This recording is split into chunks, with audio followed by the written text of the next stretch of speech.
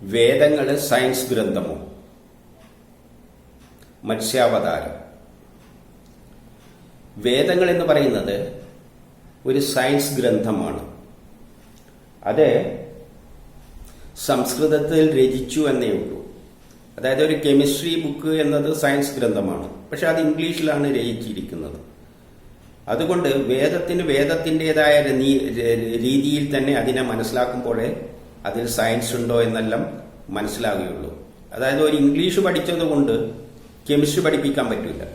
അതുകൊണ്ട് ഒരു സംസ്കൃതം മനസ്സിലാക്കിയത് കൊണ്ട് വേദത്തിലേക്ക് ഇറങ്ങിച്ചെല്ലാൻ പറ്റില്ല. വേദത്തിൽ ഇറങ്ങിച്ചെല്ലണ്ടെങ്കിൽ വേദത്തിന് അതിൻ്റെതായ ചില അടിസ്ഥാന തത്വങ്ങളെല്ലാം ഉണ്ട്. അതെല്ലാം മനസ്സിലാക്കിയിട്ട് അതിലൂടെ പോയാൽ മാത്രമേ നമുക്ക് വേദത്തിലേക്ക് കടക്കാൻ പറ്റുകയുള്ളൂ. അങ്ങനെ വരുമ്പോൾ വേദത്തിന്റെ ഒരു പ്രത്യേകത എന്താണെന്ന് വെച്ചാൽ, വേദത്തിൽ ഈ ലോകത്തിലുള്ള എല്ലാ ശാസ്ത്രതത്വങ്ങളും ഉണ്ട്, പ്രപഞ്ച രഹസ്യം മുഴുവനുണ്ട്. അത് വളരെ ചെറിയ രൂപത്തിലാണ് എഴുതിയിരിക്കുന്നത്. അതുകൊണ്ട് അത് നല്ല ആ വിഷയത്തിൽ ജ്ഞാനമുള്ളവർ കയറി ചെന്നാൽ തന്നെ ചെറിയ രൂപത്തിലേക്കാണുള്ളൂ. അതിനെ മനസ്സിലാക്കാൻ കുറച്ച് പാടാണ്. പക്ഷെ അതിനെ വിസ്തരിച്ചിട്ട് കഥരൂപത്തിൽ എഴുതി വെച്ചിട്ടുണ്ട്. അതാണ് പുരാണ കഥകൾ. അപ്പം നമ്മൾ കഥകളിലാണ് വിസ്തരിച്ച് വിവരിക്കുന്നത്. ഈ കഥകളിലൂടെ വേണം നമ്മൾ വേദത്തിലേക്ക് കടക്കാൻ. ഏതുപോലെ എന്ന് വെച്ച് കഴിഞ്ഞാൽ, നമ്മൾ കുട്ടികളാകുമ്പോൾ കുട്ടികൾക്ക് കഥകളാണ് പറഞ്ഞു കൊടുക്കുന്നത്. ഇപ്പം ഡിങ്കം കഥകളായാലും ബാലരമയായാലും അതിലൂടെ ചില ആശയങ്ങൾ എടുത്തിട്ട്, ഇപ്പം ബാലരമയിലുള്ള നമ്മൾ നോക്കുമ്പോൾ ഒരു കുന്തത്തുമ്മ കയറിയിട്ടെല്ലാം മറ്റേ പോന്നയായിട്ടെല്ലാം ചിത്രീകരിച്ചിരിക്കും. കുന്തം എന്ന് പറയുമ്പോൾ അതിനൊരു കൂർത്ത ഭാഗമുണ്ട്, ഒരു വാലറ്റമുണ്ട്. അപ്പൊ കുട്ടികളുടെ മനസ്സിൽ ഒരു യാത്ര ചെയ്യണ്ടെങ്കിൽ ഇങ്ങനെ ഒരു അതേമാതിരി തന്നെ പല ആശയങ്ങൾ അതിലൂടെ ജനങ്ങൾ പലതരത്തിലുണ്ട്. മോശം ആൾക്കാരുണ്ട്, പാര വെക്കുന്ന ആൾക്കാരുണ്ട്. ഇങ്ങനെയെല്ലാം ഉള്ള ഒരു ആശയങ്ങൾ കുട്ടികളിൽ ഡെവലപ്പ് ചെയ്യാൻ വേണ്ടി കഥരൂപത്തിലാണ് പറഞ്ഞു കൊടുക്കുന്നത്. ഇപ്പൊ സമൂഹത്തിൽ ഇങ്ങനെയുള്ള ആൾക്കാരുണ്ട്, പാര വെക്കുന്ന ആൾക്കാരുണ്ട്. ഇങ്ങനെയെല്ലാം കുറച്ച് കുട്ടികളിൽ ഒരു ആശയം കയറിയിട്ട് വലുതാവുമ്പോൾ നമ്മൾ പിന്നെ കുറച്ചായിട്ട് സയൻസും എല്ലാം പഠിപ്പിച്ചു കൊടുക്കുകയാണ്. ആദ്യം കഥരൂപത്തിലാണ് പറഞ്ഞു കൊടുക്കുക. അത് കുട്ടികളെ അട്രാക്ട് ചെയ്യും. അതുപോലെ തന്നെ വേദം മുഴുവൻ സയൻസ്, ലോകത്തിലുള്ള കണ്ടെത്തിയതും കണ്ടെത്താതിരിക്കുന്നതുമായ സയൻസ് എല്ലാം അതിൻ്റെ അകത്തുണ്ടെങ്കിൽ അത് കയറിയിട്ട് എല്ലാവരോടും പറഞ്ഞു കഴിഞ്ഞാൽ എല്ലാ ഭൂരിപക്ഷം ജനത്തിന് ഇതൊന്നും മനസ്സിലാവില്ല. അപ്പൊ അവരോട് കഥരൂപത്തിൽ പറഞ്ഞു കൊടുക്കും. ആ കഥരൂപത്തിലാണ് വിസ്തരിച്ചെഴുതിയിരിക്കുന്നത്. ഈ കഥയിൽ കൂടെ വേണം നമ്മൾ എവിടത്തേക്ക് കടക്കാൻ? വേദത്തിലേക്ക് കടക്കാൻ. ആ കഥകൾ മനസ്സിലാക്കിയിട്ട് ആ കഥകളിലൂടെയാണ് നമ്മൾ കുട്ടികൾ കഥകളിലൂടെ സയൻസ് ക്രമത്തിൽ പഠിച്ചു പോകുന്ന മാതിരി നമ്മളും വേദപുരാണ കഥകളിലൂടെ എല്ലാം മനസ്സിലാക്കിയിട്ട് വേദത്തിലേക്ക് അതിൽ കയറി പോകുമ്പോഴാണ് നമുക്ക് അതിനകത്തുള്ള സയൻസ് കാണുക. അപ്പം വേദത്തിൽ സയൻസ് ഉണ്ടോ എന്നത് എങ്ങനെയാണ് മനസ്സിലാക്കുന്നത്? വേദത്തിൽ എന്താണ് ഉള്ളതെന്നെല്ലാം പറഞ്ഞിരിക്കുന്നത് എവിടെയാണ്? ഉപനിഷത്തിൽ പറഞ്ഞിട്ടുണ്ട്. വേദത്തിൽ രണ്ടു തരം സയൻസ് ഉണ്ട്, പരാസയൻസ്, അപരാസയൻസ്. അപരാസയൻസ് ആണ് ഇന്നത്തെ ആധുനിക സയൻസ്. പരാസയൻസ് എന്ന് പറഞ്ഞാൽ ക്വാണ്ടം മെക്കാനിക്സിന്റെ മുമ്പിൽ വരുന്ന സംഗതികളാണ്. അതായത് എങ്ങനെയാണ് ബ്രഹ്മത്തിൽ നിന്ന് പ്രപഞ്ചമുണ്ടായ ആ വിഷയങ്ങളെല്ലാം അതിൽ വരുന്നത്. അവിടുത്തെ സയൻസ് ഒരു പ്രത്യേക തരത്തിലാണെന്നല്ല ഉപനിഷത്തിൽ ആണ് പറഞ്ഞു വെച്ചിരിക്കുന്നത്. ഇതെല്ലാം വേദത്തിലുണ്ട് എന്ന് പറഞ്ഞു വെച്ചിട്ടുണ്ട്. അതുമാത്രമല്ല ഉപനിഷത്തിൽ പറഞ്ഞു വെച്ചിരിക്കുന്നത് വേദത്തിൽ എന്താ ഉള്ളതെന്നെല്ലാം വ്യക്തമായിട്ട് ഇന്ന കാര്യങ്ങളാണ് ഉള്ളത്, അതെല്ലാം പഠിച്ച് മനസ്സിലാക്കി കഴിഞ്ഞാൽ നിങ്ങൾക്ക് നല്ല സുഖജീവിതം നയിക്കാമെന്നെല്ലാം ഉപനിഷത്തിൽ പറഞ്ഞു വെച്ചിട്ടുണ്ട്. ഇനി വേദത്തിൽ സയൻസാണോ ഉള്ളത് എന്നുള്ളത് മനസ്സിലാക്കണ്ടെങ്കിൽ അതിനൊരു പുരാണ കഥയുണ്ട്. ആ കഥയിലൂടെ നമ്മൾ കടന്നു ചെന്ന് കഴിഞ്ഞാൽ നമ്മൾക്ക് മനസ്സിലാവും വേദത്തിൽ എന്താ ഉള്ളത്. എന്താണ് ആ കഥ? അതാണ് മത്സ്യാവതാരം. ആ കഥയിലൂടെ നമുക്കൊരാശയം കിട്ടും. ആ ആശയമാണ് നമ്മൾ മനസ്സിലാക്കേണ്ടത്. എന്താണ് ആ ആശയം? അതായത് പ്രപഞ്ച സൃഷ്ടി നടത്തുന്നതിന് അതിന്റെ ഒരു ജോലി ഒരാളെ ഏൽപ്പിച്ചിട്ടുണ്ട്. അതാണ് ബ്രഹ്മാവ്. ബ്രഹ്മമല്ല, ബ്രഹ്മാവ്. അപ്പം ബ്രഹ്മാവ് എന്താണെന്നൊന്നും എന്നോടിപ്പം ചോദിച്ചു കളയരുത്. അത് അതിനെല്ലാം എല്ലാം സയൻസിലോട്ട് തന്നെ മനസ്സിലാക്കണം. അതിലേക്ക് കടന്നു പോയി കഴിഞ്ഞാൽ പിന്നെ ഇതൊന്നും പറയാൻ പറ്റില്ല. അപ്പം നമ്മളെ ലക്ഷ്യം എന്താണ്? വേദത്തിലെ പുരാണ കഥകളിലൂടെ വേദത്തിൽ സയൻസ് ആണുള്ളത് എന്ന് പറഞ്ഞിട്ടുണ്ടോ എന്ന് മനസ്സിലാക്കുകയാണ്. വേദത്തിലുള്ളത് സയൻസാണ്, അത് കഥരൂപത്തിൽ പറഞ്ഞു തരികയാണ്. അപ്പോൾ അവിടെ ഒരു സൃഷ്ടികർത്താവുണ്ട്, സൃഷ്ടി നടത്തുന്ന ഒരു കക്ഷിയുണ്ട്. അതിനാണ് പേര് കൊടുത്തിരിക്കുന്നത് ബ്രഹ്മാവ്. അപ്പം ബ്രഹ്മാവിന്റെ ജോലിയാണ് ഈ പ്രപഞ്ചം സൃഷ്ടിക്കുക. സൃഷ്ടി പൂർത്തിയാകുന്നില്ല. എത്ര വരെ? കലിയുഗത്തിന്റെ അവസാനം വരെ സൃഷ്ടി നടക്കുന്നുണ്ട്. അത് മനുഷ്യരിലൂട്ടിയല്ലാണ് സൃഷ്ടി നടക്കുന്നത്. അതൊരു ഗ്രാജുവലായിട്ട് ഇപ്പോഴും സൃഷ്ടി നടത്തിക്കൊണ്ടിരിക്കുന്നതാണ് സങ്കല്പം. നമ്മളിലൂട്ടി എല്ലാം സൃഷ്ടി നടത്തിയാണ്, നമ്മളെ സൃഷ്ടിച്ച് നമ്മളിലൂട്ടി എല്ലാം സൃഷ്ടി നടത്തി. അങ്ങനെയാണ് ലോകം പുരോഗമിക്കുന്നത്. ഇപ്പം ബ്രഹ്മാവിന്റെ ജോലിയാണിത്. ലോകാവസാനം വരെ സൃഷ്ടിക്കലാണ് ബ്രഹ്മാവിന്റെ ജോലി. ബ്രഹ്മാവ് ആദ്യം സൃഷ്ടിച്ചിട്ട് മിണ്ടാണ്ടിരിക്കൽ, ഇപ്പോൾ സൃഷ്ടിച്ചുകൊണ്ടിരിക്കുകയാണ്. പ്രപഞ്ചത്തിൽ നമ്മൾ ചുറ്റും കാണുന്ന സൃഷ്ടികളെല്ലാം ബ്രഹ്മാവാണ്. അത് പക്ഷേ നമ്മളെ സൃഷ്ടിച്ചിട്ട് നമ്മളിലൂടെ ചെയ്യുന്നെന്നുള്ള സങ്കല്പം. അപ്പൊ അതിലേക്കൊന്നും അധികം കടന്നു പോകണ്ട, അതെല്ലാം വേറെ വിഷയങ്ങളാണ്. നമുക്ക് വേദത്തിൽ സയൻസ് ഉണ്ടോന്നേ അറിയണ്ടോ. ഇപ്പോഴും ബ്രഹ്മാവ് ഇങ്ങനെ സൃഷ്ടി നടത്താൻ, ബ്രഹ്മാവിനാണ് ഈ സൃഷ്ടി നടത്താൻ. ബ്രഹ്മാവ് സൃഷ്ടി നടത്താൻ തുടങ്ങുമ്പോൾ ബ്രഹ്മാവ് അന്തം വിട്ടുപോയി. ഇതെങ്ങനെ ഞാൻ സൃഷ്ടി നടത്തുന്നു, ഒരു പിടിയുമില്ല. കാരണം ബ്രഹ്മാവിന് സൃഷ്ടി നടത്തേണ്ടെങ്കിൽ ഇപ്പം നമ്മളോട് ഒരു ചോറ് വെക്കുക എന്ന് പറഞ്ഞു കഴിഞ്ഞാൽ ഒന്നും അറിയാതെ നമ്മൾ അന്തം വിട്ടു. എങ്ങനെ ചോറ് വെക്കുക, ഒരു പിടിയുമില്ല. ഇപ്പം ചോദിച്ചിട്ടല്ലേ ചെയ്യാൻ പറ്റും. അതുപോലെ തന്നെ സൃഷ്ടി നടത്തേണ്ടെങ്കിൽ സയൻസ് അറിയണം, പ്രപഞ്ച രഹസ്യം അറിയണം. കാരണം ആറ്റങ്ങൾ ഉണ്ടാക്കണം, ഇലക്ട്രോൺ ഉണ്ടാക്കണം, ഇങ്ങനെയല്ലേ സൃഷ്ടി നടത്താൻ പറ്റും. നമ്മൾ ആധുനിക സയൻസ് കണ്ടെത്തി കഴിഞ്ഞാലേ പ്രപഞ്ചം ഇതിനെ കൊണ്ടാണ് ഉണ്ടാക്കിയിരിക്കുന്നത്, എനർജി കൊണ്ട്. അതിന് മുമ്പിലൊരു അവസ്ഥയുണ്ട്, അതിപ്പം ഗവേഷണം നടത്തിക്കൊണ്ടിരിക്കുകയാണ്. അതിന്റെ മുമ്പിൽ എന്താണുള്ളത്, ക്വാണ്ടം മെക്കാനിക്സിന്റെ മുമ്പിലുള്ളത്. അതെല്ലാം കഴിഞ്ഞിട്ട് പിന്നെ ഒരു ബിഗ് ബാഗ് വേണമെന്നല്ല ആധുനിക സയൻസ് ഉണ്ട്. ആ ബിഗ് ബാഗ് ഉണ്ടോ എന്നല്ല നമുക്ക് നോക്കാം പിന്നീട്. എന്നിട്ട് എന്ത് വേണം, ഇലക്ട്രോൺ വേണം, പ്രോട്ടോൺ വേണം, കണങ്ങൾ വേണം. ഇലക്ട്രോണിയും പ്രോട്ടോണിയും കൂട്ടിയിട്ട് ആറ്റം ഉണ്ടാക്കണം. ആറ്റത്തെ യോജിപ്പിച്ച് തന്മാത്ര ഉണ്ടാക്കണം. തന്മാത്രകൾ ഇന്ത്യക്ക് വലിയ വലിയ തന്മാത്രകൾ ഉണ്ടാക്കുക. അതിൽ ജീവനുള്ളയും ജീവനില്ലാതെയും പഞ്ചഭൂതങ്ങളെയെല്ലാം കരദ്രവ വാത, പഞ്ചഭൂതം എന്ന് പറയുമ്പോൾ വലിയ കാര്യമൊന്നും ചിന്തിക്കണ്ട. സോളിഡ് ലിക്വിഡ് ഗ്യാസ് എല്ലാം തന്നെ അതെല്ലാം ഉണ്ടാക്കണം. അതിലൂടെ പ്രപഞ്ചം ഉണ്ടാക്കണം. എന്നിട്ട് പിന്നെ മനുഷ്യരെ സൃഷ്ടിച്ച് മനുഷ്യരെ കൊണ്ട് കുറെ പ്രവർത്തികൾ ചെയ്യിപ്പിക്കണം. ഇങ്ങനെയല്ല. ഇതെല്ലാം പിന്നിൽ എന്താ ഉള്ളത്, സയൻസ് ആണുള്ളത്. ഇതെല്ലാം സയൻസാണ്. നമ്മൾ സയൻസിലൂട്ടിയാണ് സൃഷ്ടി, ഇലക്ട്രോൺ, ആറ്റങ്ങളെല്ലാം പഠിക്കുന്നത് സയൻസിലൂട്ടിയാണ്. അപ്പൊ ഇതെല്ലാം അറിഞ്ഞെങ്കിലല്ലേ ഈ ഇലക്ട്രോണും പ്രോട്ടോണും ആരും ഉണ്ടാക്കാൻ പറ്റും, ഈ ബ്രഹ്മാവിന് ഉണ്ടാക്കാൻ പറ്റും. ബ്രഹ്മാവ് വായിച്ചു നോക്കിയാണ് ഇത്രയും വലിയ സയൻസ് ഞാനെങ്ങനെയാണ്, എവിടെ നിന്നാണ് എങ്ങനെ ഇതെല്ലാം എനിക്ക് അവിടെ ഇല്ല, ഒന്നുമില്ല. ഇപ്പം ബ്രഹ്മാവ് പായിച്ചു നിൽക്കുമ്പോൾ വിഷ്ണു വിഷ്ണുവിനാണ് ഈ സഹായിക്കാനുള്ള പരിപാടി. വിഷ്ണു ആരാണെന്നും ഇപ്പൊ എന്നോട് ചോദിച്ചു കളയരുത്.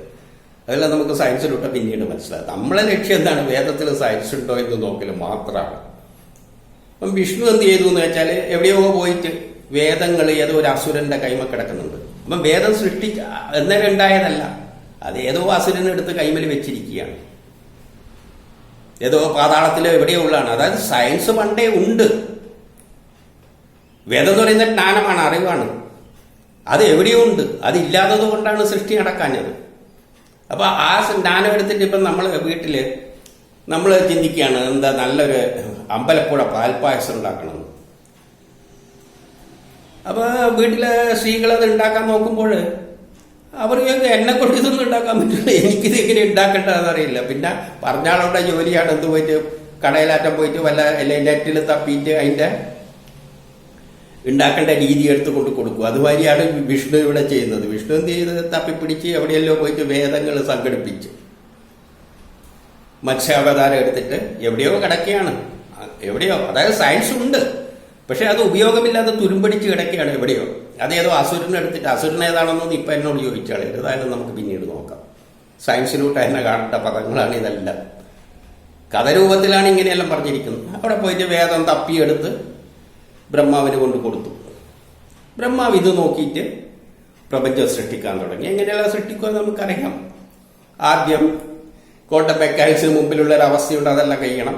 എന്നിട്ട് പിന്നെ എന്ത് വേണം, ഇലക്ട്രോൺ വേണം, പ്രോട്ടോൺ വേണം, ഇങ്ങനെയെല്ലാം വേണം. പിന്നെ ബിഗ് ബാങ് വേണം. അതെല്ലാം പൊട്ടിയിട്ട് ആറ്റങ്ങൾ, ഇലക്ട്രോണും പ്രോട്ടോണും എല്ലാം കൂടി ചേർത്ത് ആറ്റം ഉണ്ടാക്കണം. ആറ്റത്തെ കൂടി ചേർത്ത് തന്മാത്ര. ഇതെല്ലാം നമ്മൾ കെമിസ്ട്രി ബുക്കിൽ പഠിക്കുന്നതാണ്. ഇങ്ങനെയാണ് ഈ പ്രപഞ്ചത്തിലെ പഞ്ചഭൂതങ്ങൾ, സോളിഡ്, ലിക്വിഡ് സ്റ്റേറ്റ് അവസ്ഥകൾ ഇതെല്ലാം ഉണ്ടായത്. പിന്നെ നിങ്ങൾക്ക് വേണ്ടിക്ക് പരിവർത്തനത്തിലൂടെ മറ്റേ മനുഷ്യരുണ്ടാണോ, ആയിക്കോട്ടെ, അതൊരു സയൻസാണ്. പരിവർത്തന സിദ്ധാന്തം അതൊരു സിദ്ധാന്തമാണ്. തത്വം ഇനി അവ തന്നെയാണ് ശരിയെങ്കിലും ശരി, ആ സിദ്ധാന്തം എല്ലാം ഈ വേദത്തിലുള്ളതാണ്. കാരണം അങ്ങനെ ഒരു സിദ്ധാന്തം ഉണ്ടെങ്കിൽ പരിവർത്തനത്തിലൂടെ മനുഷ്യനെ ഉണ്ടാക്കണം, ആയിക്കോട്ടെ, കുഴപ്പമൊന്നുമില്ല. പക്ഷെ ഈ തത്വം എവിടുന്നാണ് വരുന്നത്, പ്രകൃതിയിൽ നിന്ന് വരുന്നതാണ്. അപ്പോൾ ഇതെല്ലാം വേദത്തിലുണ്ട്. ഉണ്ടോന്ന് പരിവർത്തന സിദ്ധാന്തം വേദത്തിൽ ഉണ്ടോന്നുണ്ടെങ്കിൽ, അങ്ങനെ വരുന്നുണ്ടെങ്കിൽ വേദത്തിൽ കാണുന്നു. കാരണം ഇതിലൂടെയെല്ലാം ഈ സൃഷ്ടി നടക്കുന്നത്. അപ്പൊ അങ്ങനെയാണ് ബ്രഹ്മാവ് എന്ത് ചെയ്യുന്നത്, ഈ പ്രപഞ്ചം സൃഷ്ടിച്ചിട്ട് ഇപ്പോഴും സൃഷ്ടി തുടർന്നുകൊണ്ടിരിക്കുകയാണ്. ലോകാവസാനം വരെ, പ്രളയം നടക്കുന്നത് വരെ ഇതെങ്ങനെ സൃഷ്ടിച്ചുകൊണ്ട് പോകും. മനുഷ്യനെല്ലാം സൃഷ്ടിച്ച്, അതിനുള്ള ബുദ്ധിയുള്ള മനുഷ്യനെ സൃഷ്ടിച്ച് ഇങ്ങനെ ഇങ്ങനെ ഇങ്ങനെ ഇങ്ങനെ അങ്ങനെ അങ്ങ് പോവുകയാണ്. അപ്പൊ അങ്ങനെ നോക്കുമ്പോൾ ഈ കഥയിൽ നിന്ന് എന്താണ് മനസ്സിലാക്കുന്നത്? വേദം കിട്ടിയപ്പോഴാണ് ബ്രഹ്മാവിന് സൃഷ്ടി നടത്താനുള്ള വിവരം കിട്ടിയത്. ജ്ഞാനം, വേദം എന്ന് പറഞ്ഞാൽ ജ്ഞാനം, അറിവ്. അത് സൃഷ്ടിക്ക് മുമ്പ് തന്നെ ഉണ്ട് ആ ജ്ഞാനം, അറിവ്. എവിടെയെല്ലാം ഉണ്ടായിരുന്നു, അവിടെ നല്ല തപ്പിപ്പെടുത്തിട്ട് എടുത്തുകൊണ്ട് കൊടുത്തതാണ്. അത് വലിയൊരു ഭഗീരഥ പ്രയത്നമായിരുന്നു. അതുകൊണ്ടാണ് എന്ത് ചെയ്തത്, ഒരു അസുരനെ എല്ലാം മുന്നിട്ടാണ് എടുത്തുകൊണ്ട് കൊടുക്കുന്നത്. അപ്പൊ അസുരൻ എന്താണെന്നെല്ലാം മനസ്സിലാണ്. സൃഷ്ടിക്ക് മുമ്പിൽ ഏതാണ് തടസ്സമായി നിന്നത്, അതെല്ലാം സയൻസിലൂടെ മനസ്സിലാക്കണം. അല്ല നമുക്ക് പിന്നീട് മനസ്സിലാക്കാം. അപ്പോൾ അങ്ങനെയാണ് ഈ പുരാണ കഥ പറയുന്നത്. ബ്രഹ്മാവ് ഈ വേദം കൈമ കിട്ടിയപ്പോഴാണ് സൃഷ്ടി നടത്താൻ തുടങ്ങിയത്. ആ വേദത്തെ വീണ്ടെടുക്കാൻ വേണ്ടിയാണ് വിഷ്ണു മത്സ്യാവതാരം എടുത്തത് എന്ന് പറയുന്നു. അപ്പൊ സൃഷ്ടി നടന്നത് വേദത്തിൽ വായിച്ചു നോക്കിയിട്ട് തന്നെ. ആ പുസ്തകം വായിച്ചു, പുസ്തക രൂപത്തിലല്ല, ജ്ഞാനം കൊണ്ട് കൊടുത്തതെന്നേ പറഞ്ഞിട്ട് അത് പുസ്തക രൂപത്തിലാണോ അല്ലോ എന്നുള്ളതിനൊന്നും അവിടെ പ്രശസ്തിയില്ല. ചിലപ്പോൾ വിഷ്ണു ഗവേഷണം എല്ലാം നടത്തിയിട്ടായിരിക്കും ഈ ജ്ഞാനം കണ്ടെത്തിയിട്ട് കൊണ്ട് ബ്രഹ്മാവിന് കൊണ്ടുവന്നിട്ട്. നമ്മൾ ഈ ലാബെല്ലാം ഗവേഷണം നടത്തുന്നുണ്ടല്ലോ, അതുപോലെയെല്ലാം ആയിരിക്കാം. അതിലൊന്നും ഇപ്പോൾ അത്തരം ചോദ്യങ്ങൾക്കൊന്നും ഇവിടെ പ്രശസ്തിയില്ല. നമ്മളെ ലക്ഷ്യം എന്താണ്? വേദം നോക്കിയിട്ടാണ് ബ്രഹ്മാവ് പ്രപഞ്ചം ഉണ്ടാക്കിയിരിക്കുന്നത്. ആറ്റങ്ങളി, ഇലക്ട്രോൺ എങ്ങനെ ഉണ്ടാക്കിയെന്ന് ആധുനിക സയൻസിലോട്ട് നമ്മൾ മനസ്സിലാക്കിയല്ലോ. ഇലക്ട്രോണും പ്രോട്ടോണും എല്ലാം ഉണ്ടാക്കി അതിലോട്ട് എല്ലാം ബിഗ് ബാങ് കൊണ്ട് എല്ലാം ഉണ്ട്, ക്വാണ്ടം മെക്കാനിക്സ് കൊണ്ട് എല്ലാം ചുക്കുണ്ട്. അങ്ങനെയാണ് പ്രപഞ്ചം ഉണ്ടാക്കിയിരിക്കുന്നതെന്ന് കഥരൂപത്തിൽ ശിശുക്കളായ നമുക്ക് പറഞ്ഞു തരുന്നു. ബ്രഹ്മാവ് ആദ്യം സൃഷ്ടി നടത്തിയത് വേദം ഇല്ലാതെ കൊണ്ടൊന്ന് പകച്ചു. പിന്നെ വിഷ്ണു എടുത്തുകൊണ്ട് കൈമ കൊടുത്തപ്പോൾ അതിൽ നോക്കിയിട്ട് ഈ ജ്ഞാനം ഉപയോഗിച്ചിട്ട് സൃഷ്ടി നടത്തി എന്ന് പറഞ്ഞിട്ടുണ്ട്. അപ്പൊ ഈ പ്രപഞ്ചത്തിൽ ഇന്നും സൃഷ്ടി നടന്നുകൊണ്ടിരിക്കുക. ഈ ജ്ഞാനമെല്ലാം ഏതിലുണ്ടാണ്? വേദത്തിൽ ഉണ്ടാകണം. അപ്പം വേദത്തിലുണ്ട്, അത് നോക്കി ഉണ്ടാക്കിയത് അല്ല അതിൻ്റെ അകത്ത് കാണണം. ആ സംശയം തീർന്നു. പ്രപഞ്ചം ഉണ്ടാക്കിയിരിക്കുന്നത് സയൻസിന്റെ അടിസ്ഥാനത്തിലാണ്. അതാണ് ജ്ഞാനം, അറിവ്. അതിനാണ് വേദം എന്ന് പറയുന്നത്. ആ വേദത്തിൽ കൈമ കിട്ടിയപ്പോഴാണ് എന്ത് ചെയ്തത്? സൃഷ്ടി നടത്തിയത്. അപ്പൊ നമ്മൾ ഈ കാണുന്ന എല്ലാ സയൻസും കണ്ടെത്തിയതും കണ്ടെത്താൻ കിടക്കുന്നതായ സയൻസും ഉപയോഗിച്ചിട്ടാണ് പ്രപഞ്ച നിയമങ്ങൾ. അത് പ്രപഞ്ച രഹസ്യമാണ്. അതിന്റെ സഹായത്താലാണ് സൃഷ്ടി നടന്നുകൊണ്ടിരിക്കുന്നത്. ഇപ്പോഴും നടന്നുകൊണ്ടിരിക്കുക. പണിതിട്ടും പണിതിട്ടും പണിതീരാത്ത ഒരു വീടാണിത് പ്രപഞ്ചം. അതാരോ അങ്ങനെ പാടിയിട്ടുണ്ടല്ലോ.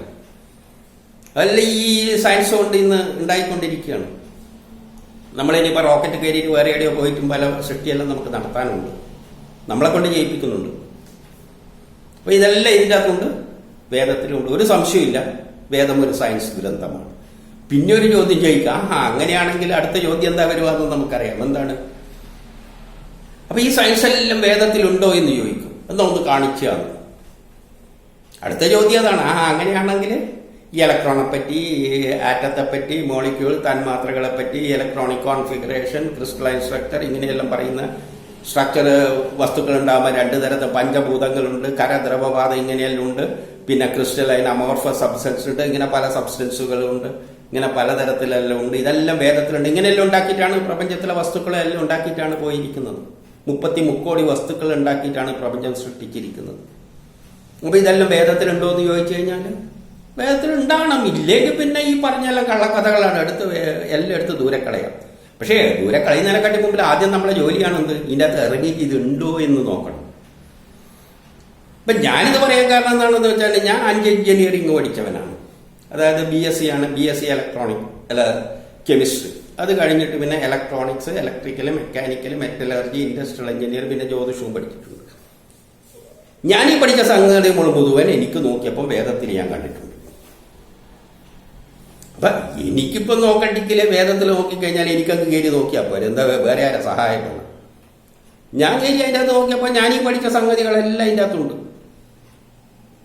ഒന്നും ഒഴിയാതെ അതിൻ്റെ അകത്തുണ്ട്.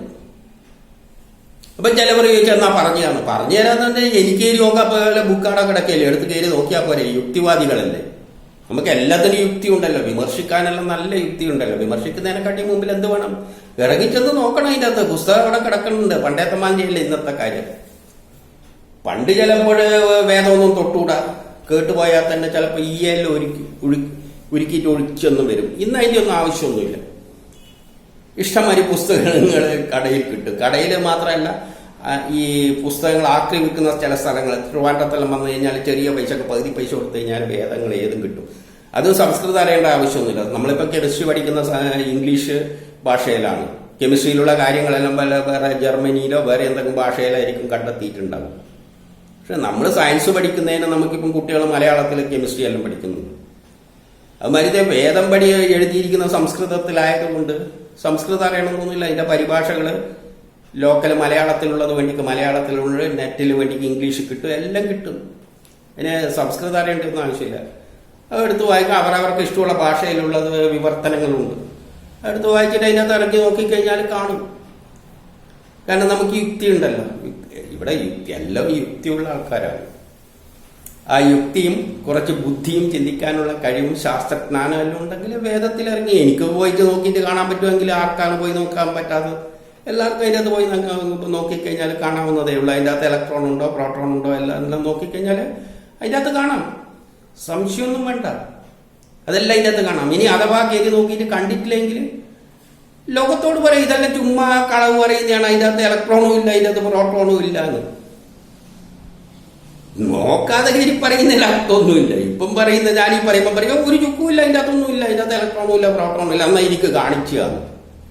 എന്റെ ജോലിയാണ് ഇത്. ഞാൻ പോയിട്ട് ഞാൻ നോക്കിയത് എനിക്ക് അറിയാൻ വേണ്ടിയിട്ടാണ്. ഞാൻ പോയി നോക്കിയപ്പോൾ എനിക്ക് കിട്ടിയിട്ടുണ്ട്.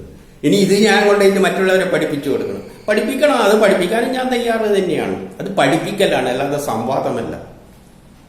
എൻ്റെ അടുത്ത് വന്നിട്ട് അതൊന്നും ഇല്ല, എന്നാൽ പിന്നെ നിങ്ങൾ കാണിച്ചു വേദത്തിൽ എവിടെയാണ് ക്വാണ്ടം മെക്കാനിക്സ് ഉള്ളതെന്നെല്ലാം പറഞ്ഞു കഴിഞ്ഞിട്ട് ഇവരെല്ലാം ബോധിപ്പിക്കേണ്ട ജോലി എനിക്കുണ്ട്. അവരുമായിട്ട് മത്സരിക്കുന്നതിൻ്റെ ആവശ്യമുണ്ട്. അതിലൊന്നും മീനിങ്ലെസ് ആണ്. എനിക്ക് പോയി നോക്കാൻ വേണ്ടുന്നവർക്ക് കയറി നോക്കാം. യുക്തിയുണ്ടല്ലോ, പോയി നോക്കാം. എല്ലാം വായിച്ചിട്ട് മനസ്സിലാവുന്നില്ലെങ്കിൽ ഗുരുനാഥന്റെ മുമ്പിൽ ഇരുന്നിട്ട് വന്നു കഴിഞ്ഞാൽ പഠിപ്പിച്ചു കൊടുക്കാനും ഞാൻ തയ്യാറാണ്. വേദങ്ങളിലുള്ള ഈ സയൻസ് എല്ലാം പഠിക്കണോ? വേദ പുരാണ ഉപനിഷത്തുകൾ മുഴുവനും കമ്പൈൻ ചെയ്തിട്ട് ഇതിലുള്ളതെല്ലാം പഠിക്കണം. പഠിക്കണ്ടെങ്കിൽ അതിനുള്ള വേദി ഒരുക്കുക. നല്ലൊരു ക്ലാസ് റൂം, കുറെ പഠിക്കേണ്ട ജിജ്ഞാസുക്കളായി, അല്ലാതെ അവിടെ പഠിപ്പിക്കുമ്പോൾ പിന്നെ തർക്കിക്കാനൊന്നും കയറി വന്നേക്കരുത്. പിന്നെ അതൊന്നും നടക്കുന്ന കാര്യമല്ല. പഠിച്ചതിന്റെ ശേഷമാണ് തർക്കിക്കൽ. പഠിച്ചതിന്റെ ശേഷം എതിർപ്പുണ്ടെങ്കിൽ ഇതൊന്നും വിശ്വസിക്കാൻ പറ്റൂല, ശരിയല്ല. അല്ല, പഠിച്ചതിന്റെ ശേഷമാണ്. അതാണ് യുക്തിചിന്ത. നമ്മളാദ്യം പഠിക്കണം. പഠിച്ചതിന്റെ ശേഷം അതിലൊന്നും ഇല്ലെങ്കിലും എടുത്ത് ദൂരെ കളയണം. എന്താ സംശയം?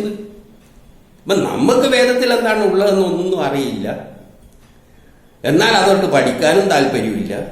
അതേസമയം നിഷേധിക്കണം എന്നെല്ലാം പറഞ്ഞാൽ അതിലൊന്നും പിന്നെ നമ്മൾ ശ്രദ്ധ കൊടുത്തിട്ട് കാര്യമില്ല. അപ്പൊ ആർക്കെങ്കിലും പഠിക്കണ്ടെങ്കിൽ അതിനുള്ള ക്ലാസ് റൂമുകൾ അറേഞ്ച് ചെയ്ത് അതിനുള്ള നല്ല കുട്ടികളായിരിക്കണം. കുട്ടികൾ എന്ന് പറയുമ്പോൾ ചെറിയ ആൾക്കൊന്നും പറ്റില്ല. നല്ല വിദ്യാഭ്യാസത്തിലുള്ള ആൾക്കാർ, റിട്ടയറായ ആൾക്കാരായാലും വേണ്ടിയില്ല. പക്ഷേ കുറച്ച് ജ്ഞാനമുള്ള, നല്ല എത്രമാത്രം സയൻസ് ജ്ഞാനമുണ്ടോ അത്രത്തോളം നമുക്ക് വേദത്തിലേക്ക് ഇറങ്ങിച്ചെല്ലാൻ പറ്റും. അങ്ങനെയുള്ളൊരു ക്ലാസ് റൂം ഉണ്ടാക്കിയിട്ട് വിളിക്കുകയാണെങ്കിൽ നമുക്ക് അതെല്ലാം അതിനുള്ള പഠിപ്പിക്കാനുള്ള താല്പര്യമെല്ലാം ഉള്ള വ്യക്തികൾ തന്നെയാണ് നമ്മളെല്ലാം. അത് അറിയുന്നവർക്ക് പറഞ്ഞു കൊടുക്കുന്നതിന് താല്പര്യമുള്ളത്. ഈ യൂട്യൂബ് അപ്ലോഡ് ചെയ്യുന്നതിൻ്റെ ലക്ഷ്യമെല്ലാം തന്നെ ഈ വേദത്തിൽ നമ്മൾ കണ്ടെത്തിയ കാര്യങ്ങൾ ലോകത്തെ അറിയിക്കാൻ വേണ്ടിയിട്ടാണ്. അപ്പൊ ആർക്കെങ്കിലും പഠിപ്പിക്കണ്ടെങ്കിൽ അതിനുള്ള വേദി ഒരുക്കുകയാണെങ്കിൽ അതിനും എല്ലാം തയ്യാറായിട്ട് തന്നെയാണ് ഇത് പറയുന്നത്. വെറുതെ എന്തെങ്കിലും വായിക്കുമോ എന്നത് വിളിച്ച് പറയുന്നതല്ല. പഠിപ്പിക്കാൻ തയ്യാറായിട്ട് തന്നെയാണ് പറയുന്നത്. ആർക്കെങ്കിലും പഠിക്കണ്ടെങ്കിൽ വേദത്തിലുള്ള എന്തെല്ലാം ഉണ്ട്, സയൻസ് ഉണ്ട് എന്ന് മനസ്സിലാക്കണ്ടെങ്കിൽ അതെല്ലാം പഠിപ്പിക്കാൻ തയ്യാറായിട്ട് തന്നെയാണ് ഈ പറയുന്നതെല്ലാം. അപ്പൊ അങ്ങനെ പഠിച്ചതിന്റെ ശേഷം അത് പഠിക്കാൻ വലിയ സമയമൊന്നും വേണ്ട. ഞാൻ പറഞ്ഞല്ലോ, വേദത്തിൽ കണ്ടെത്തിയതും കണ്ടെത്താനിരിക്കുന്നതുമായ സയൻസ്, കണ്ടെത്തിയ സയൻസാണ് കുറെ ഭൂരിപക്ഷം, അധികം കുറേയല്ല.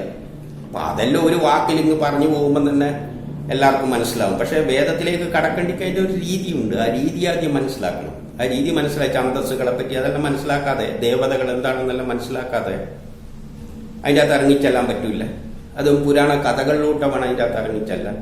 ഇതെല്ലാം മനസ്സിലാക്കി കഴിഞ്ഞാലേ അതിൻ്റെ അകത്ത് കയറാൻ പറ്റുള്ളൂ. അപ്പൊ ആ ഒരു രീതി പഠിപ്പിക്കുക മാത്രമേ ആവശ്യമുള്ളൂ. അതെല്ലാം മനസ്സിലാക്കി കഴിഞ്ഞാൽ പിന്നെ ആർക്കും അതിൻ്റെ അകത്തങ്ങ് കയറിച്ചെന്നോളൂ, അതിൻ്റെ അകത്തുള്ള എല്ലാം കണ്ടെത്തിക്കോളൂ. എല്ലാം നിസ്സാര കാര്യമാണ്. പക്ഷെ അതിന് കുറച്ച് സമയം വേണ്ടി വരുള്ളൂ. കാരണം ഒരു 5-6 മാസം കൊണ്ട് തന്നെ ഏറി വന്ന ഒരു വർഷത്തിനുള്ളിൽ തന്നെ ഇതെല്ലാം പഠിച്ച് മനസ്സിലാക്കാവുന്നതേ ഉള്ളൂ. വേദവും വേദപുരാണ ഉപനിഷത്തുക്കളെല്ലാം പൂർണ്ണമായിട്ട് നമുക്ക് മനസ്സിലാക്കാൻ പറ്റും. അത്രയും ലളിതമാണ്. കാരണം സയൻസിലോട്ട് നമ്മൾ പോയി കഴിഞ്ഞാൽ ലളിതമാണ്. പക്ഷെ വേദത്തിലേക്ക് സമീപിക്കേണ്ട രീതി എങ്ങനെയാണെന്നൊന്ന് മനസ്സിലാക്കിയാൽ മാത്രമേ വേണ്ടൂ. അത് മനസ്സിലാക്കി കഴിഞ്ഞാൽ പിന്നെ എല്ലാവർക്കും അതിൻ്റെ അകത്ത് കയറ്റിയിട്ട് മനസ്സിലാക്കാവുന്ന സയൻസ് അറിയുന്നവർക്ക്, അല്ലാത്തവർക്കൊന്നും കയറാൻ പറ്റില്ല. ഇപ്പോൾ ഒരു കെമിസ്ട്രി ബുക്ക് എടുത്തിട്ട് എല്ലാവർക്കും അതിൻ്റെ അകത്ത് അങ്ങ് കയറിക്കളയ, അല്ലെങ്കിൽ ഒരു മാത്സ് ബുക്ക് കൊടുത്തിട്ട് അതിൻ്റെ അകത്ത് ഇങ്ങനെയാണെന്ന് നോക്കണ്ട എല്ലാവരും അങ്ങ് കയറിക്കോ എന്ന് പറഞ്ഞു കഴിഞ്ഞാലൊന്നും കയറാനൊന്നും പറ്റില്ല. അതിൽ താല്പര്യമുള്ള ആൾക്കാർക്ക്, അതുകൊണ്ടാണ് ഞാൻ പറഞ്ഞത് പഠിക്കാൻ വരുന്നവർ ആ വിഷയങ്ങളിൽ താല്പര്യമുള്ളവർ വന്നു കഴിഞ്ഞാൽ അതിനുള്ള വേദി ഒരുങ്ങിയാണെങ്കിൽ പഠിപ്പിക്കാനും തയ്യാറാണ്. അല്ലാതെ വെറുതെ സംവാദത്തിലൊന്നും കാര്യമില്ല. പഠിച്ചിട്ടാണ് സംവാദം വേണ്ടത്. അതാണ് ശരിയായ യുക്തിചിന്ത. ഇപ്പം നമ്മൾ പുരാണ കഥകളിൽ നിന്ന് മനസ്സിലാക്കി വേദങ്ങൾ പ്രപഞ്ചം സൃഷ്ടിച്ചിരിക്കുന്നത് വേദത്തിലെ അടിസ്ഥാനത്തിലാണ് ബ്രഹ്മാവ് പ്രപഞ്ചം സൃഷ്ടിച്ചിരിക്കുന്നത്. അപ്പം വേദം എന്നത് അറിവാണ്, ജ്ഞാനമാണ്. ആ ജ്ഞാനത്തിന്റെ അറിവിന്റെ അടിസ്ഥാനത്തിലാണ് പ്രപഞ്ചം സൃഷ്ടിച്ചിരിക്കുന്നത് എന്ന് പറഞ്ഞാൽ പ്രപഞ്ചം ഒരു സൃഷ്ടിക്ക് പിന്നിലുള്ള എല്ലാ രഹസ്യങ്ങളും അത് പൂർണ്ണമായും സയൻസാണ്. അതെവിടെയുണ്ട്? വേദങ്ങളിൽ ഉണ്ടാകണം. അത് ഉറപ്പാണ്. കാരണം വേദം നോക്കിയിട്ട് പ്രപഞ്ചം സൃഷ്ടിച്ചിരിക്കുന്നുണ്ടെങ്കിൽ പ്രപഞ്ചത്തിന്റെ പിന്നിലുള്ള എല്ലാ രഹസ്യവും അതിൻ്റെ അകത്തുണ്ട്. അപ്പോൾ അതൊരു സയൻസ് പുസ്തകമാണ്. പിന്നെ നമ്മളത് സയൻസ് പുസ്തകമാണോ എന്ന് അറിയണമെങ്കിൽ ഈ പറയുന്നതിൽ അപ്പം വേദത്തിലുണ്ടോ എന്ന് നോക്കണം. ഇത് നോക്കേണ്ടത് നമ്മൾ ഓരോരുത്തരുടെ താല്പര്യമുള്ളവരുടെ ലക്ഷ്യമാണ്. ഇറങ്ങി അങ്ങ് നോക്കാം. എനിക്കിറങ്ങിയിട്ട് നോക്കിയിട്ട് ഞാൻ പഠിക്കുകയെല്ലാം കാണുന്നുണ്ടെങ്കിൽ ആർക്കും കയറിയിട്ട് ഇറങ്ങി നോക്കാം. ഇറങ്ങി നോക്കാൻ അതിന് കുറച്ച് പ്രയാസമുണ്ട്. കാരണം ശരിയാണ്, ഒരു സയൻസ് വിഷയത്തിൽ പഠിക്കേണ്ടിക്ക് ആദ്യം അതിന്റെ ബേസിക്സ് എല്ലാം ഒന്ന് അറിയെങ്കിൽ ഇറങ്ങാൻ പറ്റും. അങ്ങനെ വേണ്ടിയിട്ട് ആരെങ്കിലും വേദി ഒരുക്കുകയാണെങ്കിൽ അതിൽ അത്തരം ആക്ടിവിറ്റിയിൽ ഇൻവോൾവ് ആകാൻ തയ്യാറായിട്ട് തന്നെയാണ് ഇത് പറയുന്നത്. അപ്പം നോക്കുമ്പോൾ അതിനകത്ത് സയൻസ് ഉണ്ടെങ്കിൽ നമ്മൾ സ്വീകരിക്കണം. സയൻസ് ഇല്ലെങ്കിൽ അടുത്ത് ദൂരെ കളയണം. എന്താ സംശയം? എന്താ എല്ലാം പഠിച്ചു കഴിഞ്ഞതിന്റെ ശേഷം ഇതിലൊന്നും അർത്ഥമില്ല നോക്കിയാണെങ്കിൽ എടുത്ത് ദൂരെ കളയണം. പക്ഷെ ഒന്നുണ്ട്, ലോകം കണ്ടെത്താത്ത സയൻസ് വരെ അതിൻ്റെ അകത്തുണ്ട്. അതിൽ ഏറ്റവും പ്രധാനപ്പെട്ടത് ശാസ്ത്രലോകം അന്വേഷിക്കുന്ന എന്താണ് പ്രപഞ്ചഘടന, ഈ പ്രപഞ്ചത്തിന്റെ ഘടന എന്താണ്, അതാണ് ഒന്ന്. രണ്ടാമത്തത് പ്ലാനറ്റുകളെല്ലാം എങ്ങനെ നമ്മളുടെ പിങ്കള എന്നീ നാഡികളിലൂടെ നമ്മളെ കൺട്രോൾ ചെയ്യുന്നു, അതാണ് ശാസ്ത്രലോകം കണ്ടാത്ത രണ്ടാമത്തെ സംഗതി. മൂന്നാമത്തത് എന്തിൽ നിന്നാണ് ബ്രഹ്മം, അതായത് ബ്രഹ്മം എന്ന് വേദത്തിൽ പറയും. അത് എങ്ങനെയാണ് ക്വാണ്ടം മെക്കാനിക്സ് വരെയുള്ള സ്റ്റേജിലുള്ള അതിൻ്റെ ഇടക്കുള്ള സ്റ്റേജുകൾ എന്താണ്, അതാണ് പാരാസയൻസ്. അതും വേദത്തിൽ എക്സ്പ്ലെയിൻ ചെയ്തിട്ടുണ്ട്. ബ്രഹ്മത്തിൽ നിന്നും എങ്ങനെ സൃഷ്ടി ആരംഭിച്ചു, എന്തിനു വേണ്ടി സൃഷ്ടി ആരംഭിച്ചു, ഇതെല്ലാം ആ പാരാസയൻസിൽ ഉണ്ട്. അങ്ങനെയാണ് ദ്രവ്യമാകുന്നതും ഊർജമാകുന്നതും കണങ്ങളാകുന്നതും പിന്നെ ബിഗ് ബാങ്ങും എല്ലാം ക്വാണ്ടം മെക്കാനിക്സിന്റെ ശേഷമുള്ള എല്ലാ സൃഷ്ടി രഹസ്യങ്ങളും എല്ലാം അതിൽ വേദത്തിൽ വ്യക്തമായി വിവരിച്ചിട്ടുണ്ട്. അതല്ലേ ഇനി ഇറങ്ങി നോക്കുന്നവർ കാണാവുന്നതേ ഉള്ളൂ. ആർക്കും ഇറങ്ങി നോക്കാം. അല്ല വേണമെങ്കിൽ അതിനുള്ള വേദി ഒരുങ്ങുമ്പോൾ നമുക്ക് അതിനെപ്പറ്റി ഡിസ്കസ് ചെയ്യാം. ഇത്രയും പറഞ്ഞുകൊണ്ട് നിർത്തുന്നു.